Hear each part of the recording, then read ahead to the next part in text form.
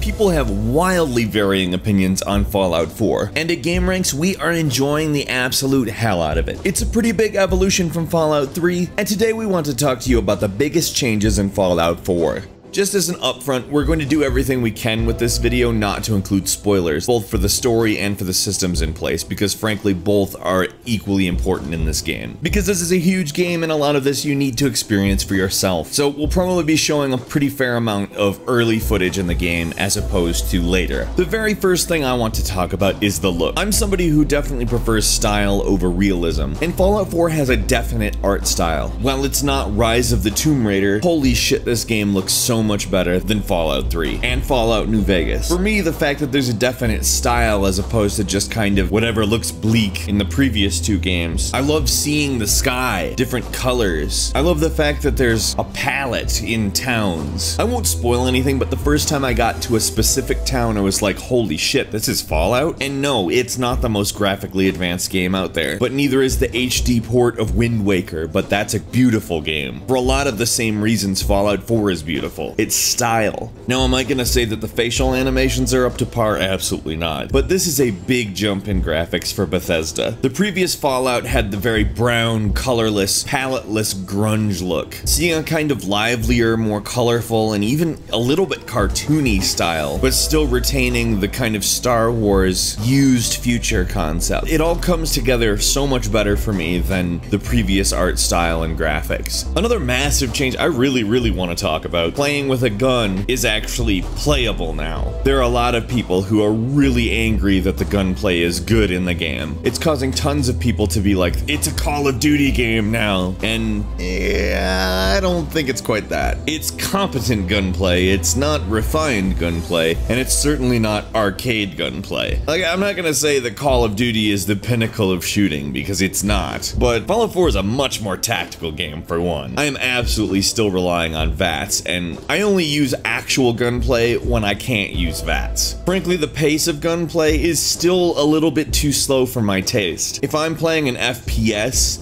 that is primarily an FPS, and it plays like this, I'm probably not going to want to continue playing it. But Fallout 4 isn't an FPS. It's really nice to have shooting that is vaguely competent. And that's exactly what it is. It's competent shooting. It's fun, but it's nothing that's really particularly shootery. It's just at the point now where I don't feel angry when I have to use shooting without the VAT system. Frankly, I'm a little bit confused at people criticizing a game for flat out improving a function that was almost unusable before. I can understand some of the criticism of this game, but people being angry that the shooting now works just really baffles me. I brought up the VAT system there for a second, and I'd like to go further into that. VATS used to entirely pause time, and now it's a slow-mo, which I know that not everybody is going to like that. Some people enjoyed the fact that they could basically have an infinite amount of time to choose what they were doing, but I kind of like the urgency that's generated when you can't just fully pause the game and make all your decisions that way. The other big change to VATS is that you have direct control over when you attempt a critical hit, and frankly, that has me wondering about every RPG I've ever played. Why have I not had the control over when I try to hit harder? And that even goes back to like original Final Fantasy. Why not have attack and critical hit as different options? I understand that if you could just do a critical hit all the time, that would be what you would try to do all the time. But in Fallout 4, there's a critical meter that builds and then gives you the opportunity to do a critical hit when you think it would be, you know, critical to your strategy. So between the actually decent real-time combat and the more gamified VAT system, yes, that's right, I said more gamified. It's more like a game in itself. I've been really happy with my combat experience in Fallout 4. Fallout 4's protagonist has a voice. Neither 3 or New Vegas had that. And for some people, this is a point of contention. A lot of people prefer a silent protagonist, and a lot of people don't. Here's my thing. A voiced protagonist gives you more opportunity for emotion, but it also takes away what you imagine yourself to sound like in the game. So really, I can kind of see this as both a pro and a con. So far, I've made both male and female characters, and I think that the actors that they got for both are really actually very good. I don't really have much criticism for that aspect of it. I do kind of enjoy not knowing what I sound like for sure, so I can kind of have that aspect of creativity within my own mind. And I think that a lot of gamers also think that way. That being said, would Mass Effect be better with a silent protagonist? Flat out, No. And while I haven't beaten Fallout 4, and as I get further and further in the game, it may turn out that I end up liking these voice actors as much as I like the Commander Shepard voice actors, and it may not. The reason why they did it is probably because they found that a risk worth taking. While on the subject of dialogue, the tree-based dialogue system is gone, and the real-time dialogue wheel is here. Basically, everyone has moved to this system in RPGs, at least in Western RPGs. To bring up Mass Effect again, that kind of completely pioneered the idea of being able to select your dialogue in this way. In my opinion, this is significantly more streamlined, and I enjoy it a lot more than the old list of responses. It feels slightly more conversational to me for whatever reason. When I press the button, I don't get to go, do I want this one or not? I have to actually think about it, and whatever I press, that's what happens. Finally, while still on the same subject, a major difference between Fallout 3 and Fallout 4 are the sheer amount of voice actors and their quality. In Fallout 3, there was a fairly limited amount of voice actors, and I have a feeling that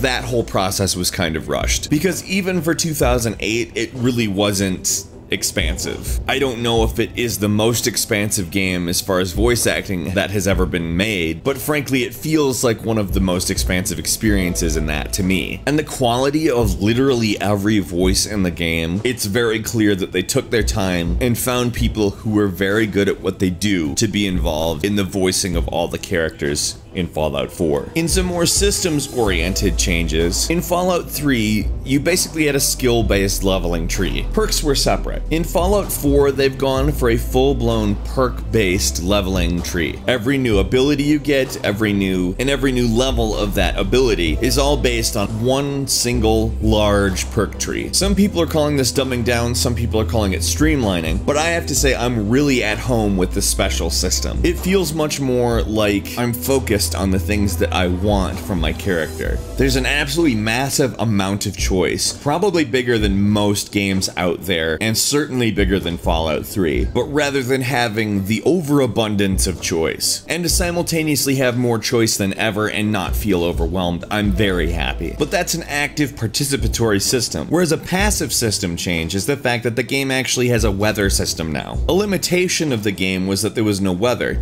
and it was compensated for by basically having the most terrible backdrop of all time, brown. Hey, look over there, it's brown. Oh, did you see this area? Hey, the sky's the same color as shit, it's brown. Now it can be cloudy and clear and rainy. There's even a radiation storm, which is really cool to see because there isn't an equivalent in real life. I think the fact that they made some Fallout specific weather to exist in the fictional world kind of makes the weather system unique to Fallout, and therefore it doesn't really feel like a Me Too thing, even though at this point in 2015, Me Too for a weather system is a little bit of not a real Me Too. A massive systemic change is the fact that they've added settlements. A totally systemic change is that they've added settlements. I don't know how long it's been in development, probably a while, and I have to imagine that this was one of the things that they set out to do in the beginning because it's very, very detailed and really well done. And I'll say this, I haven't really gotten that far into building yet, and I'm very satisfied. I really look forward to having a more advanced base. Speaking of things you can build,